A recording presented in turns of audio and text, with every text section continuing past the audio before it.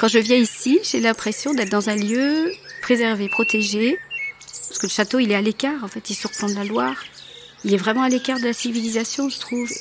Et le château, il me fait penser au château de la Belle au Bois dormant, en fait, à chaque fois que je le vois, avec ses grosses tours. Donc c'est ça, pour moi, c'est la sérénité, ici. J'ai l'impression d'être ailleurs, dans un univers un peu irréel. Le patrimoine se raconte dans Terhistoire, une collection de podcasts produite par la région Centre-Val de Loire et réalisée par Lisa et Jérémy Thomas. On est ravis de vous retrouver pour une deuxième saison de Terhistoire. On va continuer sur ce podcast à rencontrer et vous faire entendre toutes celles et ceux qui découvrent, étudient et font connaître le patrimoine en Centre-Val de Loire. Et dans ce nouvel épisode, on vous emmène entre Blois et Amboise, dans le Loir-et-Cher, au domaine régional de Chaumont-sur-Loire. Un lieu rare et hors du temps, situé sur les bords de Loire, qui fait converser subtilement l'art, l'histoire et la nature. Imaginez un château de la fin du XVe siècle, entouré d'un immense parc paysager, une végétation luxuriante et une collection d'œuvres d'art contemporain exposées au cœur de cette nature environnante. Si la région Centre-Val de Loire a acquis le domaine en 2007, on note, dans la longue histoire de Chaumont, quelques illustres propriétaires. Catherine de Médicis, Diane de Poitiers, mais surtout, à partir de 1875, le prince et la princesse de Breuil. Avec ce couple richissime et amoureux des lieux, le domaine va vivre son apogée. Une époque dorée où les têtes couronnées, le Gotha mondial et les artistes se pressent pour être invités à Chaumont. Une parenthèse luxueuse et raffinée qui prendra fin en 1938 avec les problèmes financiers de la princesse. Mais depuis 2007, la région Centre-Val de Loire s'attache à faire revivre dans les salles du château le faste et la décoration de cette époque, en enrichissant une collection d'objets et de meubles anciens ayant appartenu à ce fameux couple ou à cette période. Un travail minutieux de veille, d'acquisition, d'inventaire et de restauration au service du grand public. Et une mission relevée conjointement par les équipes du domaine régional de Chaumont-sur-Loire et celle du service patrimoine et inventaire de la région Centre-Val de Loire. Saison 2, épisode 3, les collections patrimoniales du domaine régional de Chaumont-sur-Loire.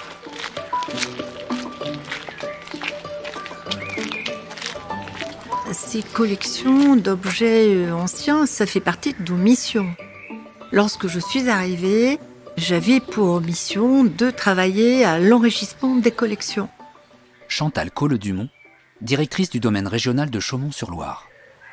Au fond, avec le temps, les salles, on a du mal à l'imaginer aujourd'hui, étaient assez vides. Il n'y avait rien dans la salle à manger. Dans le salon de la princesse, il y avait beaucoup moins d'objets. Donc nous avons collectivement travaillé à l'enrichissement de ces collections, au réaménagement de ces pièces dont on avait fort heureusement des images, puisque c'était la fin du 19e ou le début du 20e pour le temps des Breuil, donc forcément il y avait des photographies. Alors on a travaillé à la fois avec les objets que nous avons acquis grâce au fonds régional, le FREC, et puis grâce à ce que le Mobilier National a accepté de déposer. Et j'ai envie qu'on soit comme dans un film, ou comme dans un réel, évidemment, dans lequel on se transporterait à un moment du passé. Et pour ça, il faut des objets, des samovars, des nappes, de la vaisselle, des chandeliers, des services. Enfin, c'est un travail de décor qui joue beaucoup sur l'imaginaire des visiteurs. Et les gens qui arrivent dans ce château pour la première fois, ils se sentent transportés chez le prince et la princesse de Breuil. Et quand ils vont dans la chambre de Catherine, ils sont très heureux de trouver ce lit qui n'existait pas quand je suis arrivée. Et ce coffre Renaissance que nous avons pu acquérir et qui est un objet de grande valeur. Je pense qu'on a besoin de la concentration de beaux objets pour vivre un moment d'histoire.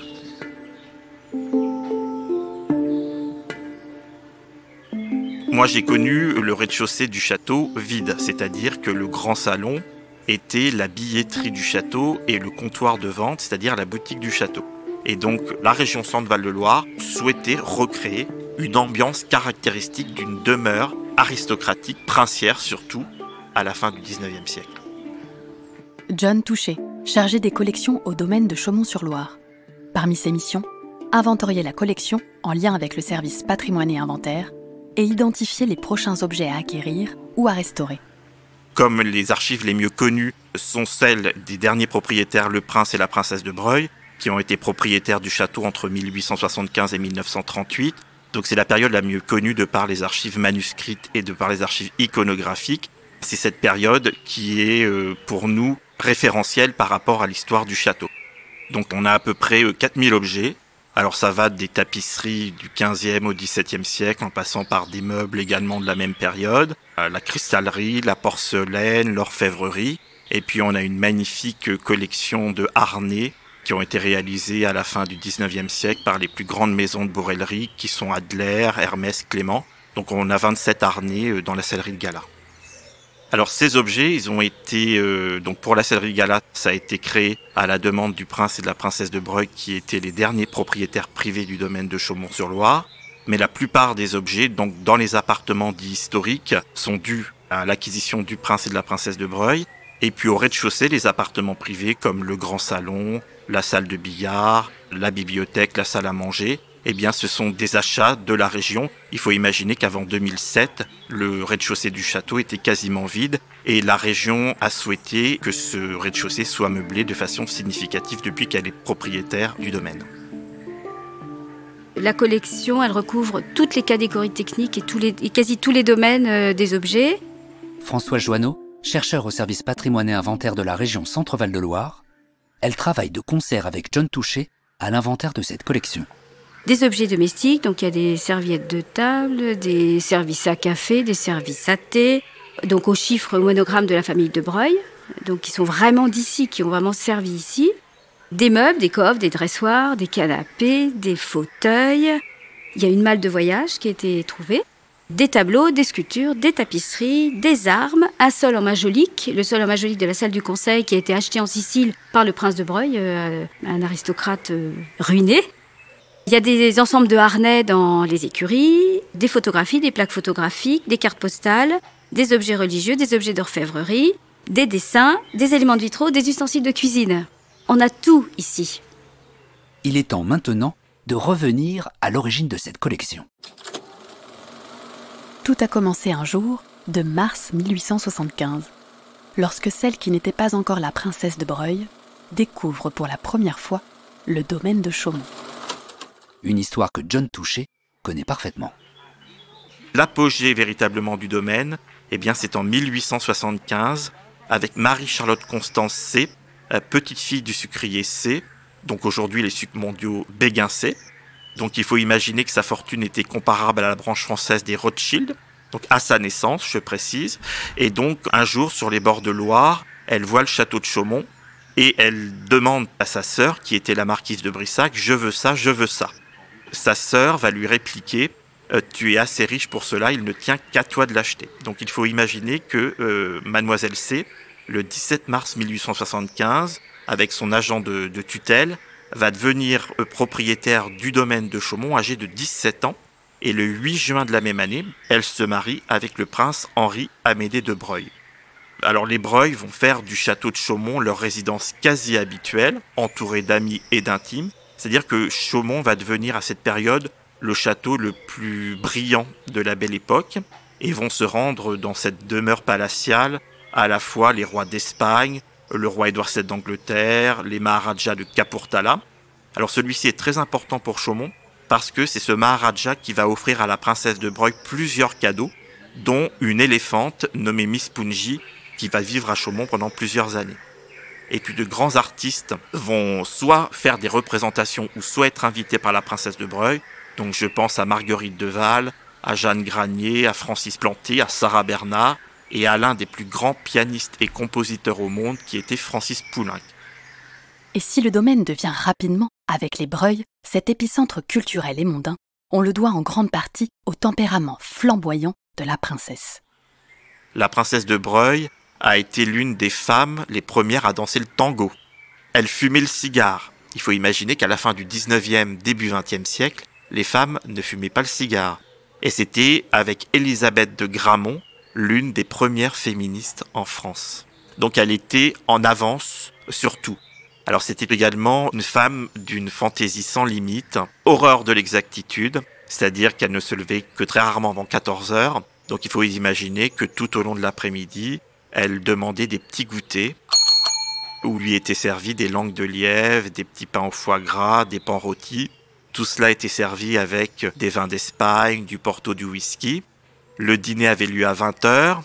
Donc il faut s'imaginer que dans la salle à manger, la table pouvait accueillir 40 invités. Donc je vais vous citer par exemple une Altesse royale qui est venue à Chaumont, la reine Isabelle II d'Espagne. Mais la maîtresse de maison, donc la princesse de Breuil, n'arrivait jamais à l'heure. Elle pouvait arriver 1 heure en retard, 2 heures en retard ou 3 heures en retard. Donc ces cuisiniers, ne sachant jamais à quelle heure arrivait leur maîtresse de maison, vont trouver une sorte de parade dans les cuisines qui font pratiquement tout le soubassement du château. Chaque soir, ils vont préparer 3 à 4 fois le même repas qui comportait 12 plats. Donc si on compte bien, 48 plats étaient préparés dans les cuisines en sachant que 36 n'aboutiraient jamais dans la salle à manger. Et il faut savoir que même une Altesse royale se pliait aux conditions de la princesse de Breuil, tout simplement parce que si on ne venait pas à Chaumont pour faire la fête, on n'était pas in, voilà, si vous préférez. C'est-à-dire que la princesse de Breuil organisait les fêtes les plus belles de France avec de gigantesques feux d'artifice sur la Loire.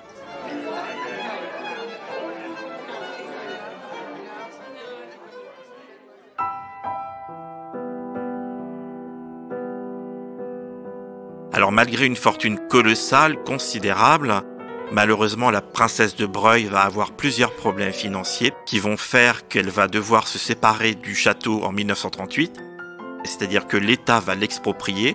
L'État va lui donner 1 800 000 francs hors de l'époque, qui était une somme à cette période quand même assez conséquente, et la princesse de Breuil va finir sa vie à la fois à Paris dans son appartement rue de Grenelle, dans un palais à Venise, et 6 mois de l'année au Ritz et au Georges V. Et elle décède en 1943 à 86 ans à Paris.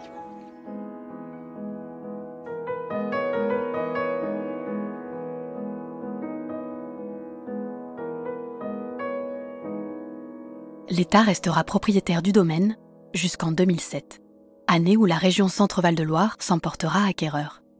Et parmi les missions assignées à la région, la protection et la mise en valeur de ce patrimoine mobilier et immobilier exceptionnel. Dans la convention de transfert de l'État, c'était une obligation de continuer à enrichir les collections de Chaumont, de retrouver l'esprit du château. François Joanneau, chercheur au service patrimoine et inventaire de la région Centre-Val de Loire. Et donc, c'est un fonds dédié qui a été créé tout de suite pour acheter des œuvres, le FREC. Donc, le Fonds régional d'enrichissement des collections de Chaumont, FREC. Donc, dès la fin 2008, la région a commencé à racheter beaucoup de choses au chiffre de Breuil, c'est-à-dire c'est le monogramme des Breuil avec les initiales. Donc, des services, des serviettes de table, des services ont commencé à racheter tout de suite les collections pour reconstituer les aménagements faits par le prince et la princesse de Breuil. Donc, les premières années, il n'y avait que les acquisitions. Et ensuite, il était intéressant de faire des restaurations. On avait un tas d'objets dans les réserves qui étaient dans un état très moyen depuis longtemps. Donc, le rôle du FREC, c'est d'acheter et de restaurer. Alors, je vais citer une acquisition, donc d'un album photographique. C'est assez exceptionnel. Il y a pas mal de photographies conservées ici, mais c'est la première fois qu'il y a un album photographique qui a appartenu à la famille de Breuil, donc qui a été acheté par John en février dernier en vente publique, justement, grâce à sa veille. Et donc, c'est un album qui fait environ 50 cm de long sur 30 de large, d'un voyage du prince de Breuil et de la princesse de Breuil en Inde, donc à la fin 1897, début 1898. Et ils étaient invités par le Maharaja de Kapurthala. Donc il y a des photos, alors les premières photos, c'est extraordinaire, c'est les photos du yacht. Il y a la salle à manger, il y a moins 50 places. Donc ils sont partis en bateau, et puis après il y a tout le périple. On voit l'Inde, ils sont allés en train après jusqu'au Pendjab, c'est au Pendjab, le Kapurthala. Et il y a 368 photos, et tout est légendé. Donc John va avoir 368 dossiers à créer, et moi je vais avoir 368 dossiers à relire. Donc ça, c'est la dernière acquisition qui est quand même exceptionnelle. Donc là, ça a été un peu au pied levé. John a vu la vente, il fallait une semaine après que la région se décide. Parce qu'il y a un comité qui se réunit quand même pour décider. Donc avec la DRAC, la région et le domaine qui proposent les acquisitions et les restaurations. Donc il a fallu vite que tout le monde soit d'accord, et tout le monde était évidemment d'accord, pour que John puisse aller en vente publique et acheter l'album. Alors on a une veille attentive. à la fois chez les commissaires-priseurs, c'est-à-dire que sur mon téléphone, j'ai des petites annonces qui me disent tel objet ayant appartenu au Breuil va être mis en vente tel ou tel jour chez tel ou tel commissaire. Également une veille chez des antiquaires. Et puis, il nous arrive d'avoir des particuliers qui écrivent au domaine et qui nous proposent certains objets ayant appartenu à la famille de Breuil. Alors, je pense notamment, en 2022, je suis allé chez une dame qui habitait dans le Cher et qui m'a montré un véritable trésor, c'est-à-dire plus de 197 plaques stéréoscopiques, plus de 150 photographies.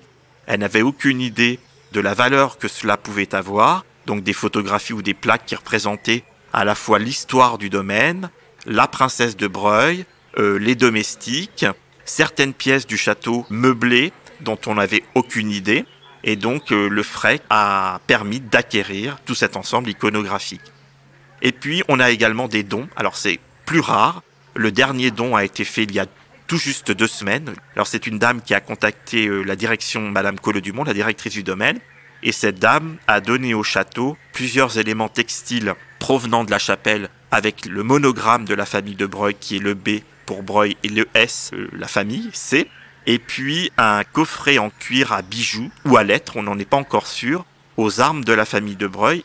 On est sûr que ça provient du château de par les armoiries, mais également cette dame, son arrière-arrière-grand-père, avait travaillé pour la famille de Breuil. Alors certains habitants de Chaumont savent qu'ils ont des choses ayant appartenu à la famille de Breuil, mais ils les conservent comme si c'était des reliques.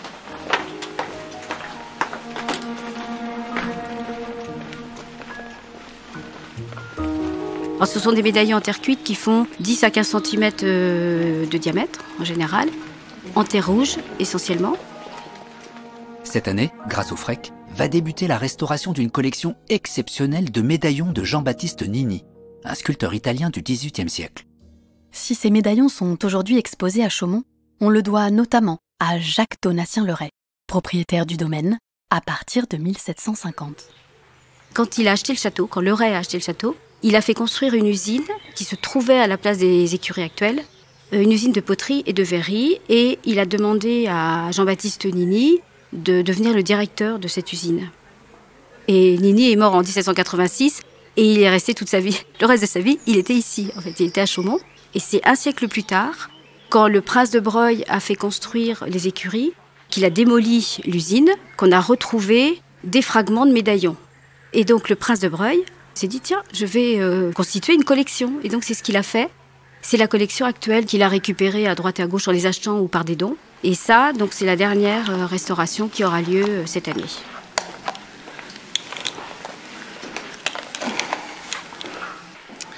J'avais prévu un petit microscope pour regarder la surface des médaillons. Un bon éclairage, une bonne vue. Et voilà, on peut commencer comme ça. Delphine Bienvenue, restauratrice de sculpture, en charge de la restauration à venir des médaillons de Jean-Baptiste Nini, qu'elle découvrait ce jour-là pour la première fois. D'abord, on commence toujours par une phase d'observation des objets pour voir déjà s'ils sont facilement manipulables, l'état de conservation, s'il est satisfaisant, s'il y a des éclats, s'il y a eu des interventions anciennes. Voilà, c'est un gros travail d'observation avant de manipuler, avant de pouvoir travailler dessus. Et ensuite, on dialogue beaucoup avec le conservateur pour savoir quel niveau de traitement il souhaite pour pouvoir faire une restauration qui soit adéquate pour les souhaits du commanditaire, mais aussi pour l'objet, qu'on n'aille ni trop loin, ni pas assez, et pour que ce soit acceptable aussi pour la présentation et aux visiteurs. Donc on a des portraits de personnages officiels comme Voltaire, le prince de Beauvau, des monarques, Louis XVI, Louis XV aussi, Marie-Antoinette, l'impératrice Catherine de Russie. Et il y a surtout cette représentation de Benjamin Franklin, qui est vraiment la grosse collection qu'il a réalisée. Et on reconnaît les profils par rapport à ce qu'on connaît des portraits de ces personnages, des rois par exemple. Et Benjamin Franklin, on l'a représenté avec son bonnet, sans son bonnet, avec ses lunettes, sans ses lunettes. Enfin, c'est assez amusant, quoi. Il y a 72 médaillons en terre cuite, plâtre et cire, et 8 moules de médaillons. Mais on ne sait pas exactement comment... En fait, on n'a pas le procédé, on ne sait pas exactement comment il réalisait ces médaillons. On ne sait pas exactement comment il faisait, simplement le résultat est une finesse extraordinaire. Ah voilà, le petit bouton. Voilà, donc là on peut voir les médaillons un petit peu mieux avec cet éclairage. Donc on voit bien la finesse en fait des portraits réalisés par Nini.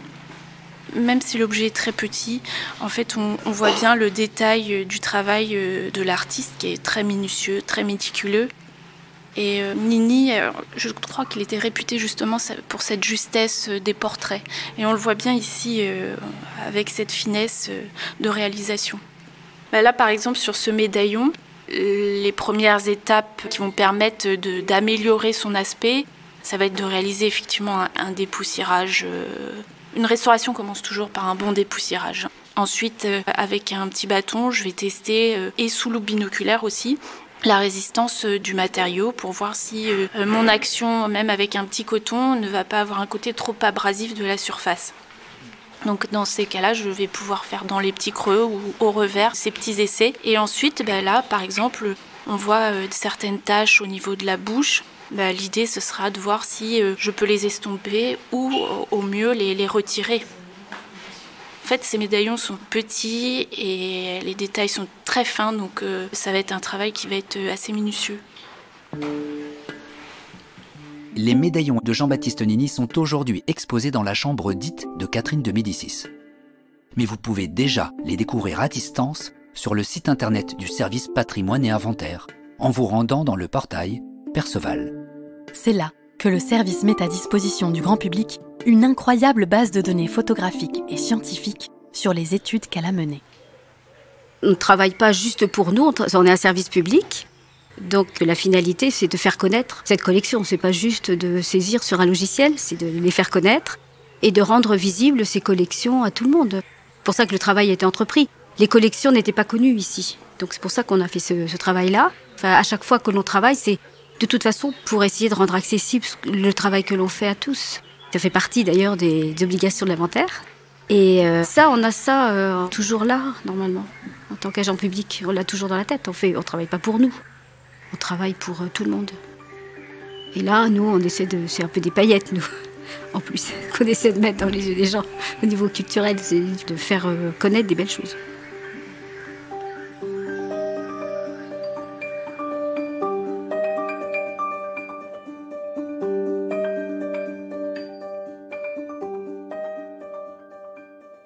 C'était, pour vous, le 10e épisode de Terre-Histoire, consacré aux collections d'objets anciens du domaine régional de Chaumont-sur-Loire.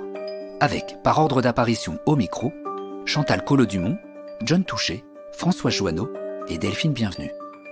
Pour retrouver toutes les informations sur ces collections, rendez-vous sur le site internet de l'Inventaire et cliquez sur Dossier Perceval à gauche de l'écran. Vous verrez, le site internet de l'Inventaire, c'est une source inépuisable d'infos, de photos et de ressources sur le patrimoine de la région Centre-Val de Loire. On vous met tous les liens utiles en descriptif de ce podcast. Et pour être informé de la sortie du prochain épisode, abonnez-vous au podcast sur votre plateforme d'écoute favorite ou suivez les réseaux sociaux de la région Centre-Val de Loire. À très vite dans Terre-Histoire.